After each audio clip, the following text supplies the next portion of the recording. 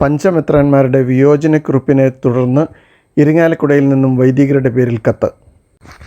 2024 June 9 major archbishop Mar Raphael തട്ടിലും എറണാകുളം അങ്കമാലി അതിരൂപത administrator Mar Bosco പുത്തൂരും ചേർന്ന് വിശുദ്ധ കുർബാന അർപ്പണ രീതിയുമായി ബന്ധപ്പെട്ട് എറണാകുളം അങ്കമാലി അതിരൂപതയിലെ വൈദികർക്കും സന്യസ്തർക്കും വിശ്വാസികൾക്കുമെതിരെ വേർപ്പെടുവിച്ച സർക്കുലറിനെതിരെയുള്ള ഇരിങ്ങാലക്കുട രൂപത വൈദികരുടെ പ്രതിഷേധം.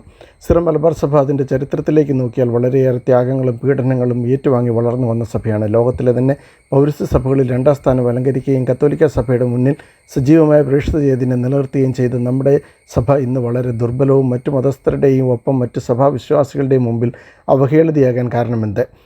1877 ലിയോ 13 മാർപ്പാപ്പ കോട്ടയത്തും തൃശ്ശൂരും 2 വികാരിയത്തുകൾ സ്ഥാപിച്ചു.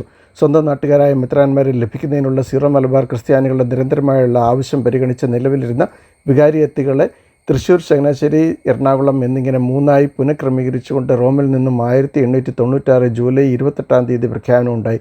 ഈ കാലഘട്ടം മുതൽ ചങ്ങനാശ്ശേരി ലോബി എറണാകുളം വിഭാഗത്തെ തളർത്താനും തകർക്കാനും ചങ്ങനാശ്ശേരി കൽതായ മേൽക്കോയ്മ സ്ഥാപിക്കാനും കുതന്ത്രങ്ങൾ മെനയുകയായിരുന്നു. 1999 വിശുദ്ധ കുർബാന അർപ്പണത്തിൽ 50-50 എന്ന ഏകീകൃത രൂപം വന്നപ്പോൾ ഇന്നത്തെ ചങ്ങനാശ്ശേരി ലോബികൾക്ക് നേതൃത്വം നൽകുന്നവരുടെ അന്നത്തെ ലജ്ജാവഹമായ പ്രതിഷേധവും പ്രകടനങ്ങളും മാധ്യമങ്ങളിലൂടെ ഈ കാലഘട്ടങ്ങളിൽ പുറംലോകം അറിഞ്ഞിട്ടുള്ളതാണ്. സിറോ മലബാർ സഭ മെത്രാപ്പൊലീത്തൻ സഭയായിരുന്ന കാലത്ത് റോമിൽ നിന്ന് നേരിട്ട് മെത്രാന്മാരെ നിയമിക്കുകയും ആരാധനക്രമം വേണ്ടത്ര പഠനങ്ങളോടുകൂടി നടപ്പിലാക്കുകയും ചെയ്തിരുന്നപ്പോൾ സഭ സമാധാനപരമായി ശാന്തതയോടെ ഒഴുകുന്ന ഒരു പുഴ പോലെയായിരുന്നു.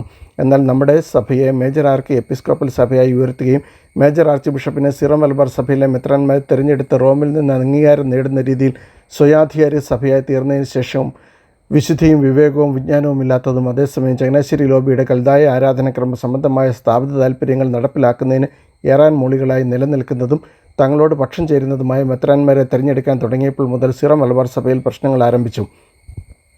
2ാം വത്തിക്കാൻ കൗൺസിലിൻ്റെ ചൈതന്യത്തോടു കൂടിയ എറണാകുളത്തിൻ്റെ മഹത്തായ പാരമ്പര്യം നിലനിർത്താൻ വേണ്ടി നിലകൊണ്ട വിശുദ്ധിയും ജ്ഞാനവും വിവേകവുമുള്ള മെത്രാന്മാർ ഉണ്ടായിരുന്നപ്പോൾ അവരുടെ സംയോജിതമായ നിലപാടുകൾ 1999 ഉടലെടുക്കാമായിരുന്ന പ്രശ്നങ്ങളെ ശാന്തമാക്കി.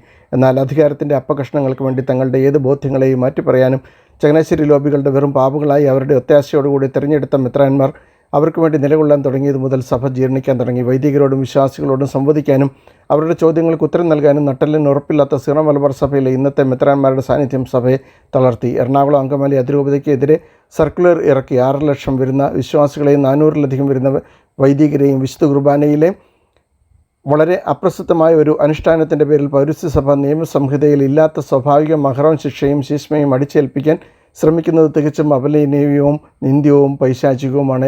ഇരിങ്ങാലക്കുട രൂപതയിലെ വൈദിക സമൂഹം ഈ നടപടിയെ വളരെ ശക്തമായി അപലപിക്കുകയും പ്രതിഷേധിക്കുകയും ചെയ്യുന്നു. എറണാകുളം അങ്കമാലി അതിരൂപതയിലെ വൈദികരോടും സമർപ്പിതരോടും വിശ്വാസികളോടും ഐക്യദാർഢ്യം പ്രഖ്യാപിച്ചുകൊണ്ട് ഇരിങ്ങാലക്കുട രൂപത വൈദിക സമൂഹം